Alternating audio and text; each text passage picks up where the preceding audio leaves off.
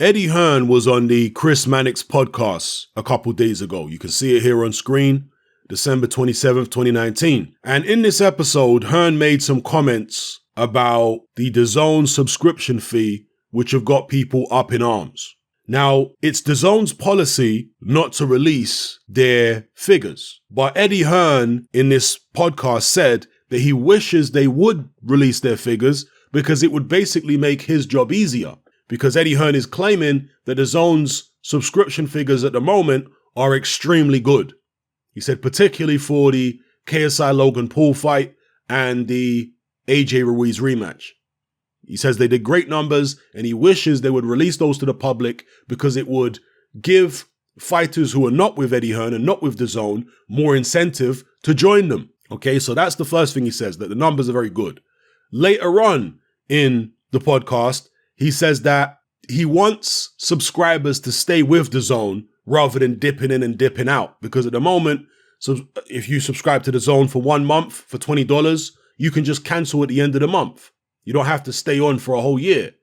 And Eddie Hearn made an off-the-cuff remark and said, Dazn should raise it to $50, insinuating that they should keep the yearly subscription at $100 and make it not worthwhile to sign up only for a month. Make sure that people sign up for a whole year for $100.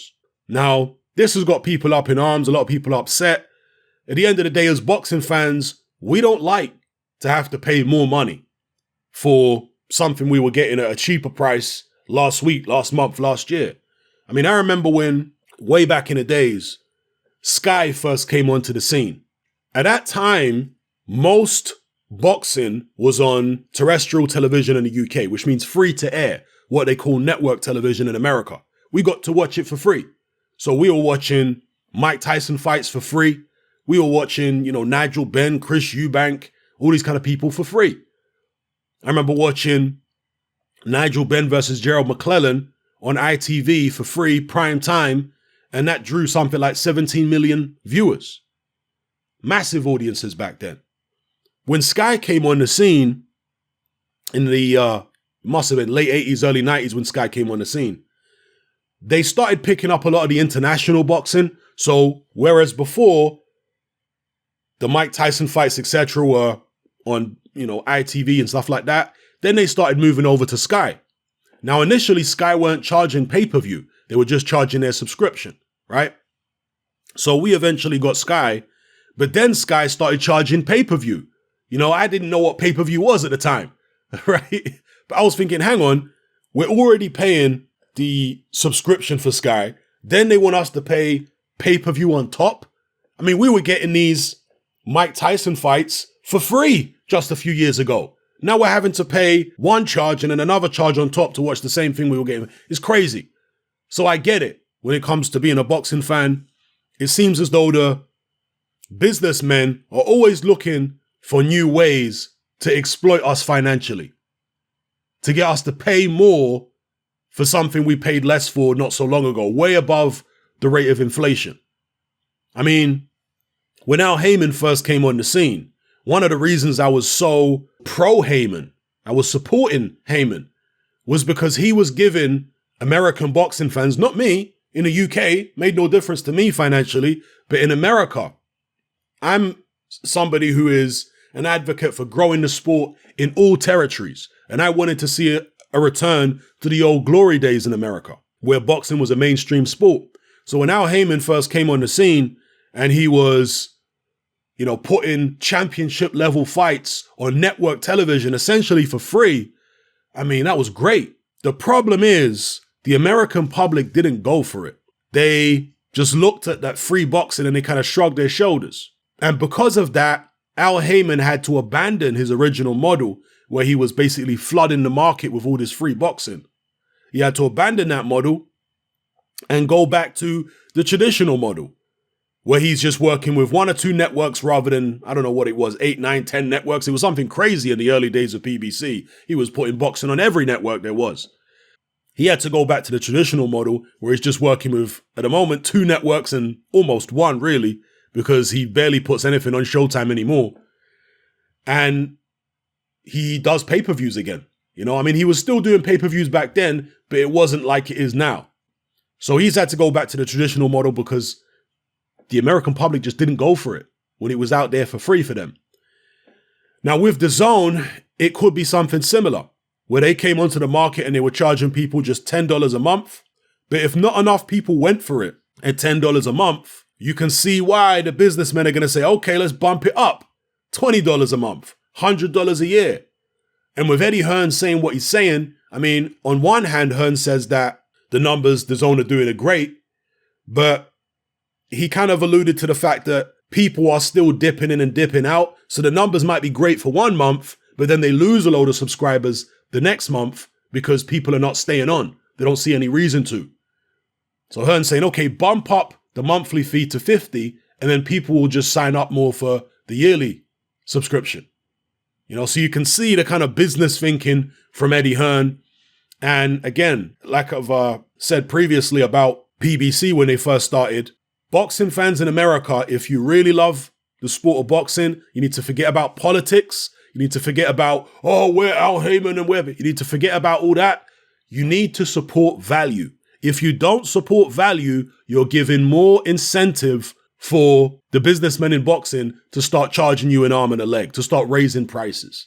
Businessmen are always going to do this, particularly in America. I mean, America is the home of $75 pay-per-views. People, that's crazy.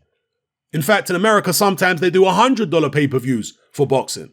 That's insane. In the UK, the most I've ever paid for a pay-per-view was AJ's last fight, which was £25 in the UK. That's $33 US. And that's more than they normally charge for a pay-per-view, by the way, in the UK. The standard price for pay-per-view in the UK is usually £20, which is, I believe, $26. In America, you're paying $75 for pay-per-view? Sometimes 100 is crazy. So in America, the businessmen are even more money hungry and exploitative of the fans than they are in the UK. So when you get something like Dazn when they first started out, like PBC when they first started out, where they're offering great value. In the case of PBC, they were offering you championship boxing for free.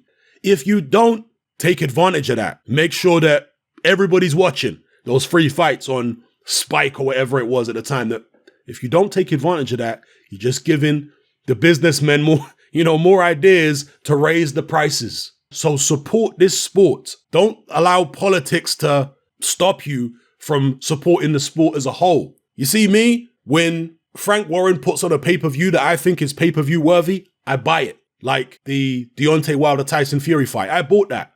When Eddie Hearn puts on a pay-per-view that I think is, worth it, I buy it. Yeah, and if they've got something on for free, I watch it if it's worthy of watching. I don't care which promoter puts the show on. If it's a good show, I'm going to watch it. If more boxing fans had that kind of attitude, then maybe we wouldn't see so many price hikes and all this kind of stuff. And obviously, look, when it comes to businessmen, a lot of them are so money hungry, they're going to be looking to push the prices up regardless of whether people are watching or not. But if you want to keep something at a lower price for longer, make sure the audiences are there. Yeah, make sure everybody's watching. Because if there's not enough people watching, they're going to say, you know what? This is a niche sport. This is not a sport that we can really profit from by charging a small amount to lots of people. We're going to have to charge a high amount to a few people. And that's what boxing has become in America, a niche sport. Even at the arenas for the big fights, like, for example, the Mayweather fights, they charge crazy prices for the seats. And it's only, 12,000 people in attendance. A lot of the Mayweather fights, they didn't even sell out because the ticket prices are so extortionate, the average person can't afford that. But that's the model that they went for. They went for the niche market model, where just a few people are going to watch and will charge crazy money for it. Yeah, in the UK, because they offer better value when it comes to pay-per-view, you can fill out 90,000 seat stadiums. It helps get the whole boxing scene buzzing when, you offer that kind of value. But again, in the UK, the fans went for it. In America, the fans just didn't go for it. So what do you think the businessmen are going to do? They're going to keep raising the prices and just try and tailor their particular product to a niche market who's willing to come out the pocket. Sad stuff, but it is what it is. Now, was Eddie Hearn serious with his off-the-cuff remark I mean, look, you got to take everything Eddie Hearn said in the interview podcast with Chris Mannix, because he didn't just say off the cuff, oh yeah, I'm telling Dazn to raise it to 50 so that people go for the yearly subscription rather than the monthly. He also said that the subscription figures at the moment are great. That's what a lot of people are not talking about. They're all hanging on to what he said about raising the subscription price. He said the subscription figures are great. So yeah, but my interpretation of what he said was the subscription figures are great for particular months, but then people are dropping out the next month and then they're coming back and then, you know, et cetera, depending on what is happening that particular month. He says that Dazn would like him to map out an entire year ahead of time. And he says in this business, it's impossible because boxing is chaotic. People lose, people get injured, all that kind of stuff. Impossible to map out something like that. But he says every single month, Dazn need to have some kind of marquee event in order to keep people, you know, subscribed. That's one way to do it. The other way is Eddie Hearn saying, let's raise the monthly fee and give people a more of an incentive to sign up for a year. Let's be real. A year on Dazn for $100 is still way better value than $75 for one night on pay-per-view. It's way better value. So a lot of the people who are shouting and screaming about what Eddie Hearn said are people who are happy to pay $75 for one night of boxing. How many times a year are you going to pay $75? What, 3-4 times a year? You do the math. How much money you pay in a year? Buying Fox pay-per-views or Showtime pay-per-views or ESPN pay-per-views. Whereas with Dazn, you pay $100 a year and that's it. Jump on it now. That's what I would tell people. If I was in America, I would have been got my yearly subscription for Dazn. I would have got that as soon as Dazn came out, I would have got the yearly subscription. And that's as a UK fan who's used to paying $25, $26 for a pay-per-view. Even based on that, $100 a year is great value. Never mind having to pay $75 a night for one pay-per-view. Never mind having to do that. So jump on it, people. Take advantage of it now so that businessmen like Eddie Hearn and the people at Dazn, John Skipper, etc., don't have some kind of reason to raise up the prices prematurely. Jump on it now before they end up doing that. That's my take on it, people. Let me know what you guys think in the comment section below. It's happening, I'm out. Join me on Patreon. I upload a minimum of 2 podcasts every single week, covering a wide variety of controversial topics, as well as live stream Q&A sessions. Take a look on screen right now at some of the podcasts I've produced so far. For just $3 a month, the equivalent of about £2 a month, you get access to all my new podcasts and my entire back catalogue of past podcasts, including my popular Confessions of a Nightclub Bouncer series. You can listen on your computer or on your smartphone or tablet by downloading the Patreon app from the Google Play Store or the App Store for free. The Patreon app also allows you to download each podcast in MP3.